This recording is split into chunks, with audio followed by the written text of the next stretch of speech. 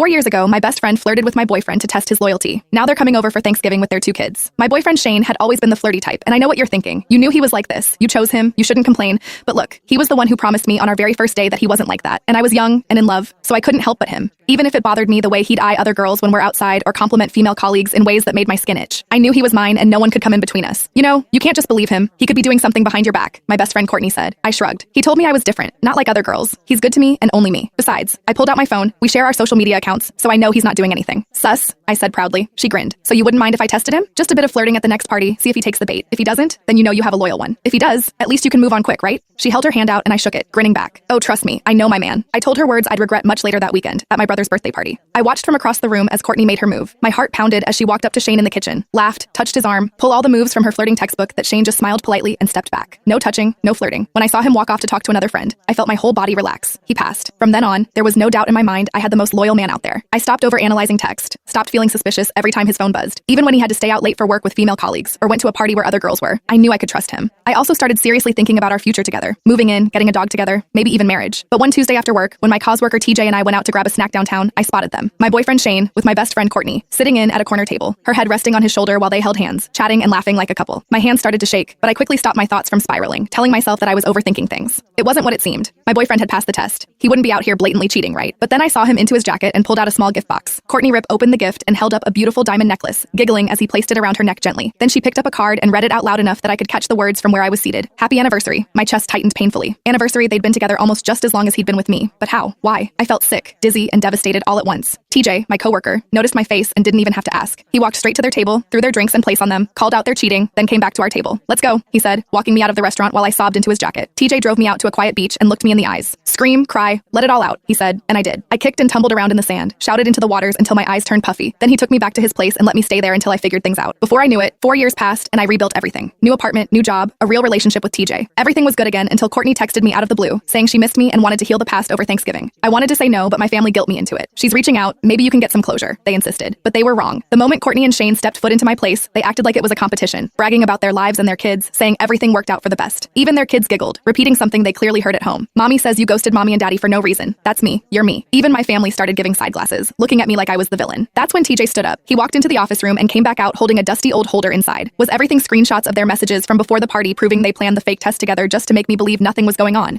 Photos of group chats where they mocked me for years afterward and proof that they'd both been cheating on each other throughout their entire marriage. Courtney and Shane immediately broke out into a fight, screaming at each other, throwing around furniture that wasn't theirs, wondering if the kids were even his. It was amazing. I looked at Courtney and Shane, still red-faced and trembling with rage, and smiled. Then I turned to their crying kids and asked calmly, so which parent are you two planning to stay with after the divorce? They cried harder,